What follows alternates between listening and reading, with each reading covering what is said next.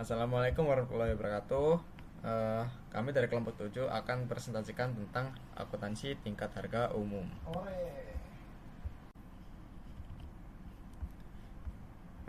Untuk anggota kelompok, berikut adalah anggota kelompok kami. Langsung masuk saja ke materi. Yang pertama yaitu the dollar purchasing power. The dollar purchasing power menunjukkan kemampuan uang untuk membeli barang atau jasa. Nilai ini berbanding terbalik dengan tingkat harga. Ketika harga barang naik atau inflasi, daya beli uang turun. Sedangkan ketika harga turun atau deflasi, daya beli uang meningkat. Dalam historical cost accounting, perubahan daya beli uang tidak diperhitungkan sehingga aset dan kewajiban dalam laporan keuangan berasal dari waktu yang berbeda dan memiliki nilai purchasing power yang berbeda pula.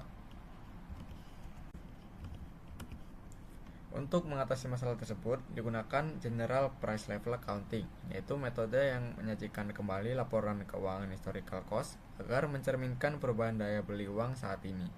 Perubahan purchasing power diukur menggunakan price index atau indeks harga, yaitu perbandingan antara sekelompok barang atau jasa terhadap tahun dasar tertentu.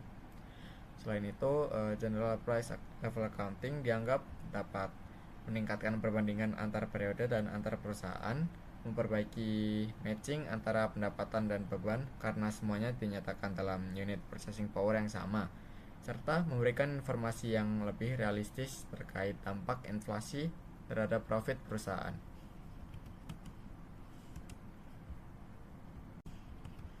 Selanjutnya yaitu Chambers Model.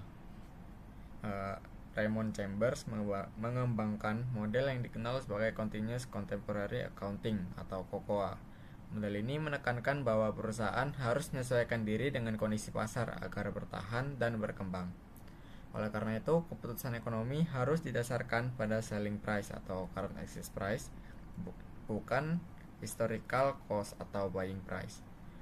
Dalam metode Chambers, neraca dibagi menjadi dua, yaitu monetary item, dimana itu adalah item yang nilainya tetap dalam satuan uang, dan non monetary item, yaitu item yang nilainya berubah mengikuti perubahan harga.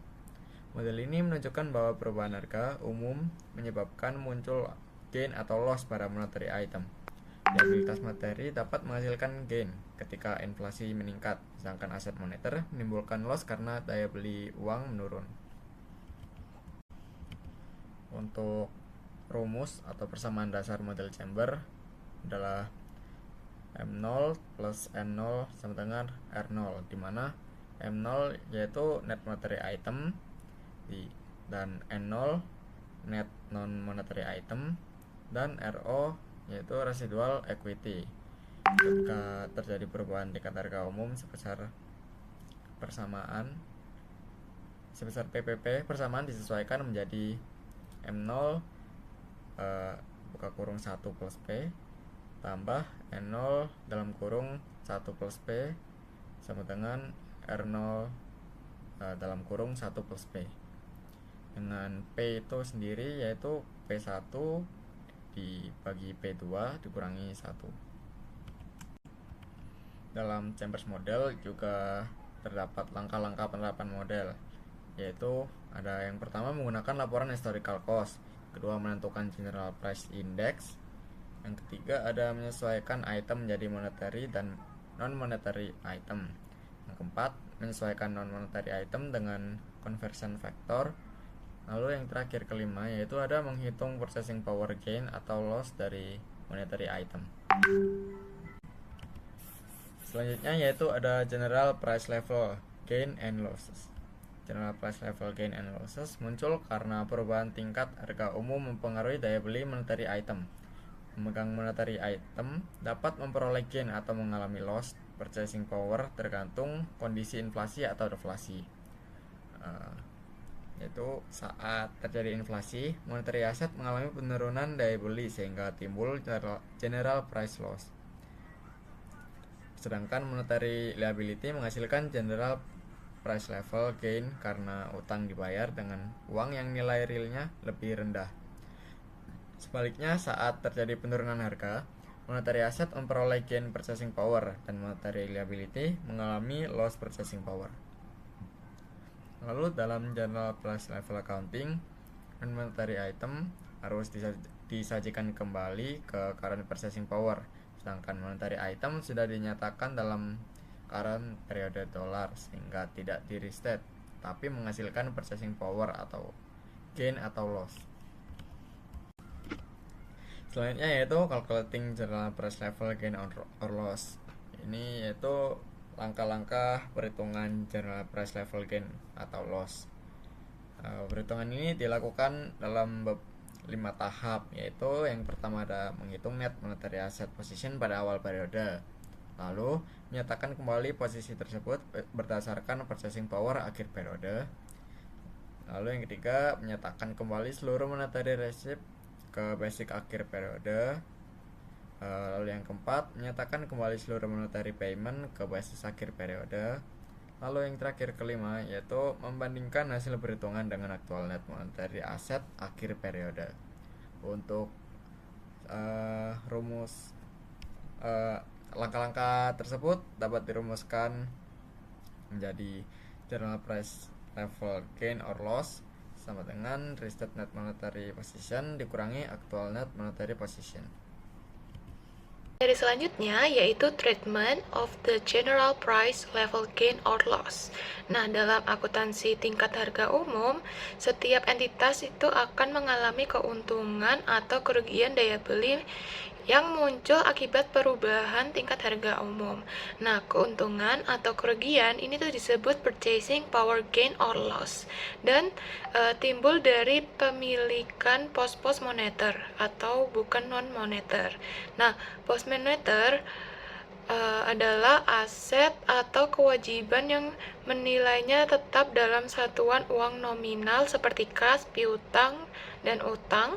Nah, ketika terjadi inflasi, pemegang aset moneter itu mengalami kerugian daya beli karena nilai real dan aset itu tersebut menurun. Nah, sebaliknya pihak yang memiliki kewajiban moneter akan memperoleh keuntungan daya beli karena utang yang harus dibayar secara real menjadi lebih kecil nilainya.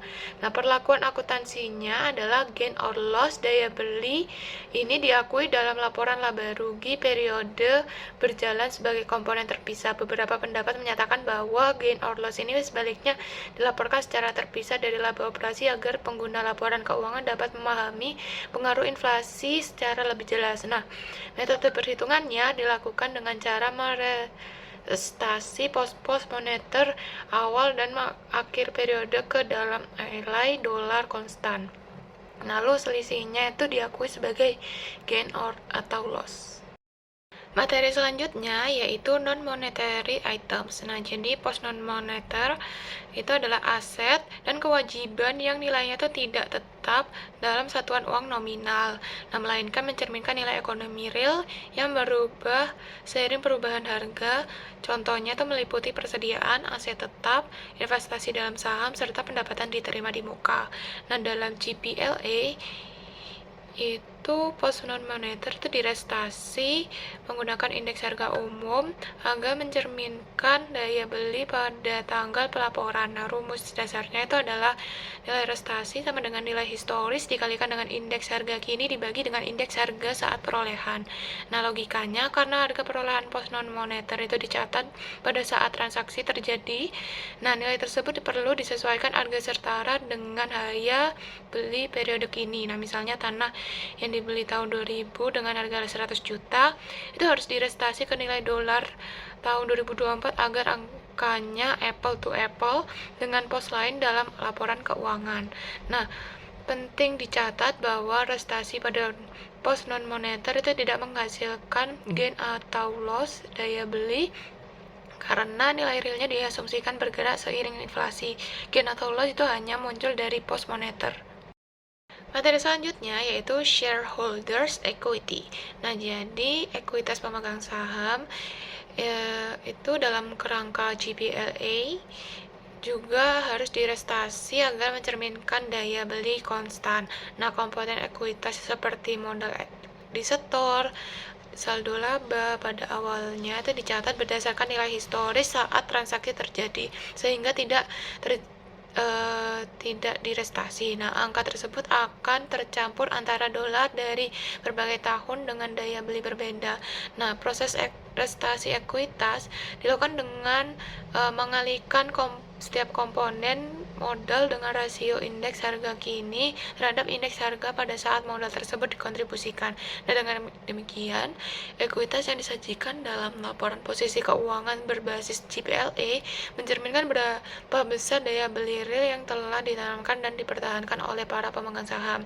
Nah, selisih antara nilai ekuitas hasil restasi dengan nilai historisnya itu bukan merupakan laba, melainkan merupakan penyesuaian modal semata untuk mempertahankan konsistensi unit pengukuran. Tujuannya adalah untuk memastikan bahwa informasi ekuitas benar-benar menggambarkan kemampuan perusahaan dalam mempertahankan modal realnya di tengah perubahan daya beli uang. Materi selanjutnya yaitu retained earnings.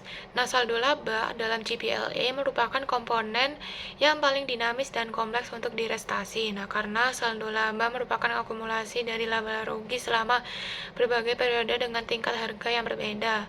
Nah, pendekatan yang digunakan adalah retained earnings versi GPLE itu dihitung secara residu, bukan direstasi secara langsung satu persatu.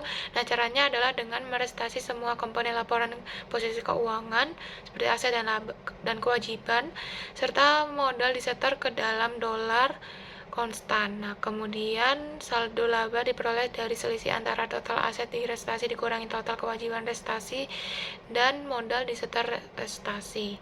Angka saldo laba hasil GPLE ini mencakup yang pertama laba operasi yang telah direstasi ke nilai konstan, kedua purchasing power gain or loss dari pos moneter, ketiga penyesuaian restasi antar periode.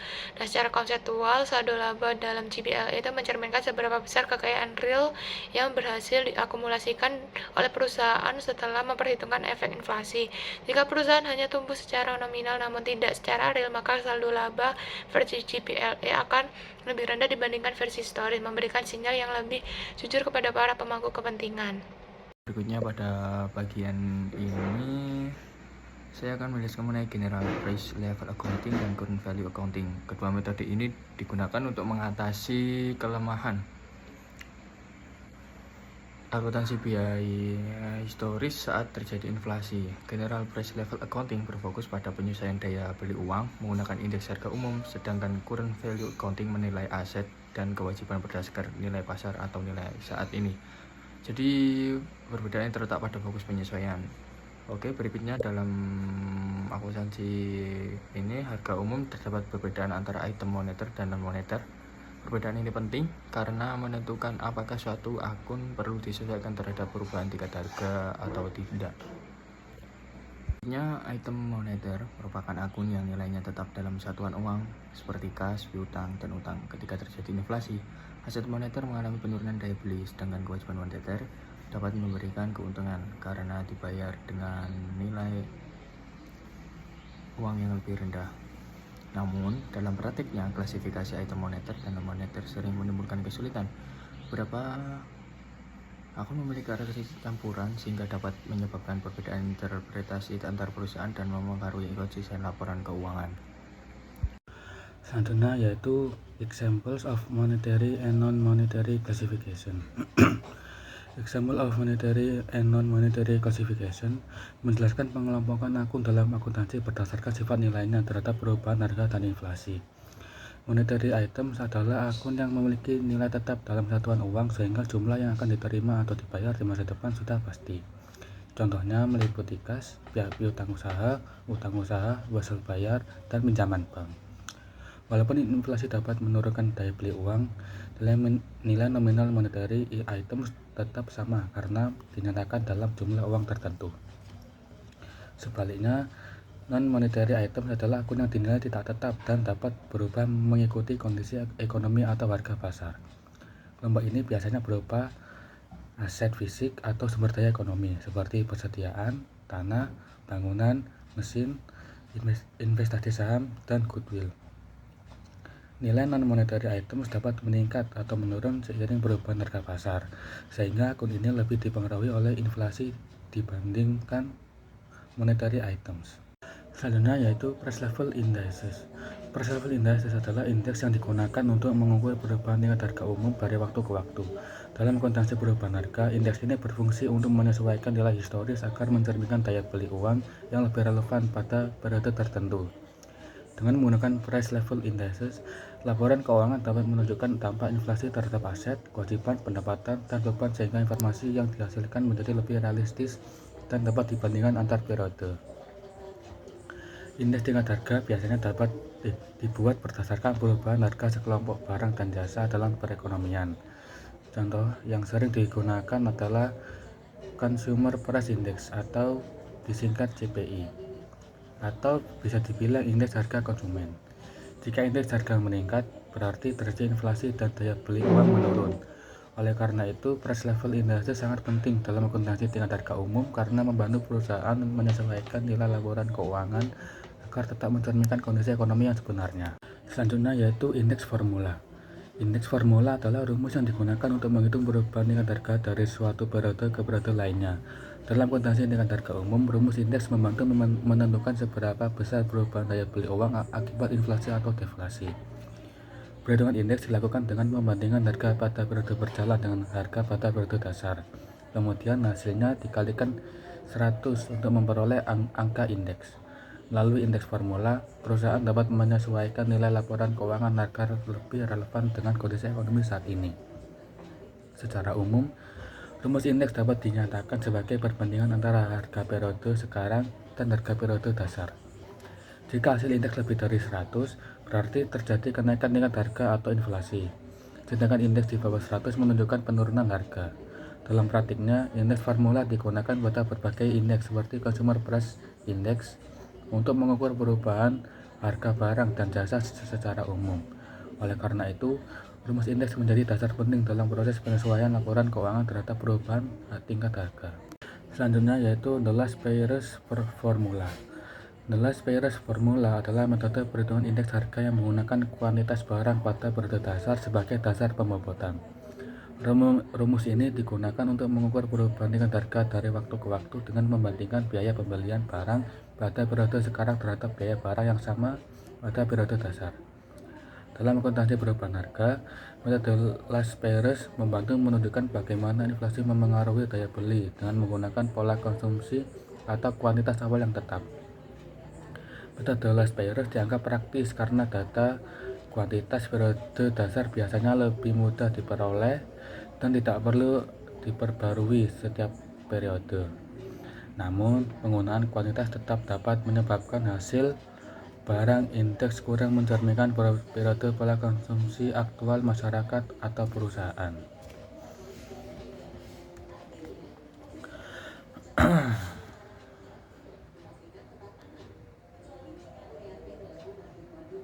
Jika harga suatu barang meningkat tajam, konsumen mungkin mengurangi penggunaannya, tetapi metode Last Payers tetap menggunakan kuantitas lama sehingga indeks cenderung menunjukkan tingkat inflasi yang lebih tinggi.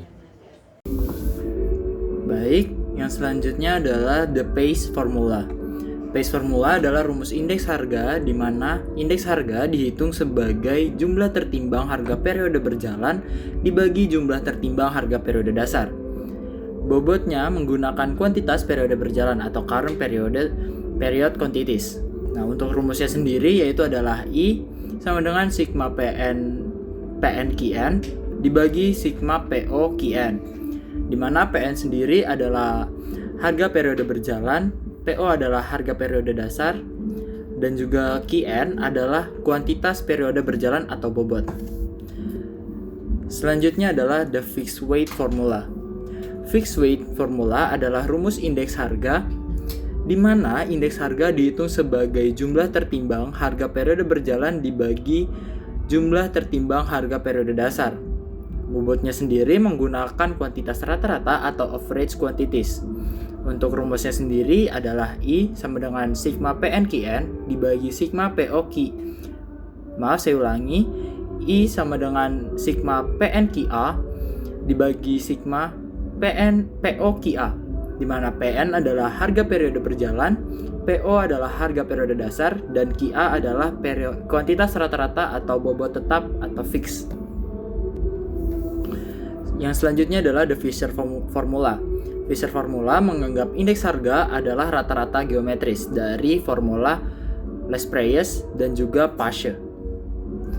Nah, untuk rumusnya sendiri adalah I sama dengan kuadrat dari sigma PNQN dibagi dengan sigma POQN dikali sigma PNQA dibagi sigma PNQA.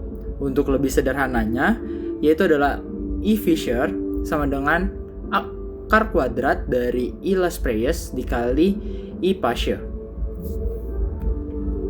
Untuk yang selanjutnya adalah Price Level Accounting and Purchasing Power, di mana General Price Level Accounting atau akuntansi tingkat harga umum menggunakan faktor konversi berdasarkan perubahan indeks harga umum untuk mengubah nilai dolar pada satu tanggal ke jumlah dasar yang memiliki daya beli yang sama pada tanggal lain. Dan menurut Eldon S. Hendrickson mengemukakan beberapa konsep daya beli atau purchasing power, yaitu daya beli umum atau general purchasing power, daya beli perusahaan atau purchasing power of the firm. Lalu yang ketiga ada daya beli penggantian spesifik atau specific replacement purchasing power. Selanjutnya akan dijelaskan oleh rekan saya. Baik, jadi di sini saya akan menjelaskan terkait dengan materi pemilihan indeks tingkat harga umum, di mana dalam konsep daya beli umum itu mencakup penggunaan indeks tingkat harga umum di Amerika Serikat sendiri. Pada Departemen Perdagangan dan Departemen Tenaga Kerja secara rutin menyusun dan menerbitkan indeks tingkat harga. Di antara yang paling umum itu ada indeks harga konsumen atau IHK, lalu ada indeks harga grosir, indeks biaya konstruksi komposit, dan juga deflator harga implisit produk nasional bruto. Sebenarnya dari dua indeks harga yang paling sering diusulkan untuk perhitungan tingkat harga umum itu yang pertama ada CPI dan yang kedua ada GNP. Di CPI ini adalah sebuah indeks yang berbobot dasar untuk mengukur perubahan harga sebagaimana dampaknya terhadap sekeranjang barang dan jasa eceran yang dibeli oleh keluarga berpenghasilan menengah dengan ukuran tertentu yang tinggal di pusat-pusat perkotaan. Sedangkan GNP merupakan indeks berbobot yang dirancang untuk mengukur perubahan harga pada barang dan jasa yang diproduksi pada tahun tertentu. Selanjutnya terkait dengan keterbatasan indeks harga konsumen atau CPI dan juga indeks harga industri atau IP dari IPC yang menggunakan bobot dasar tidak memperhitungkan penggantian barang-barang dengan harga relatif lebih rendah yang terjadi ketika harga relatif berubah. Dengan kata lain, IPC itu memiliki bias ke atas karena ia melebih-lebihkan dampak perubahan harga terhadap biaya hidup. Sedangkan IPI itu memiliki bias ke bawah dan meremehkan kenaikan harga dalam biaya hidup. Dan juga IPI ini mencakup semua barang dan jasa yang diproduksi dalam perekonomian, sedangkan CPI hanya mencakup barang-barang yang dibeli oleh konsumen tipikal. Sebenarnya ada beberapa argumen yang mendukung dalam akuntansi tingkat harga umum. Yang pertama itu dalam laporan keuangan yang tidak disesuaikan dengan perubahan tingkat harga umum mencakup berbagai jenis aset dan klaim yang dinyatakan dalam dolar dengan daya beli yang berbeda. Dan juga pada laporan tingkat harga umum itu menyajikan data berdasarkan penyebut dan sama daya beli dolar pada akhir periode yang memudahkan perbandingan antara perusahaan. Argumen yang kedua, akuntansi itu merupakan biaya historis konvensional tidak mengukur pendapatan dengan tepat akibat penyesuaian nilai dolar yang berbeda besarnya pada laporan laba rugi. Argumen yang ketiga, akuntansi tingkat harga umum relatif mudah diterapkan dan akuntansi pada tingkat harga umum juga merupakan penyimpangan terakhir dari prinsip-prinsip akuntansi yang berlaku secara umum. Argumen yang keempat, akuntansi tingkat harga umum itu memberikan informasi yang relevan bagi evaluasi dan pengambilan keputusan manajemen. Dan juga ada masalah teknis terkait dengan akuntansi tingkat harga, di mana masalah pertama itu berkaitan dengan pemilihan indeks tingkat harga umum yang tepat, dan masalah yang kedua adalah bahwa pembukuan tingkat harga umum itu mengharuskan aset dan liabilitas diidentifikasi serta diklasifikasikan sebagai pos moneter ataupun non moneter. Terima kasih dari kelompok kami.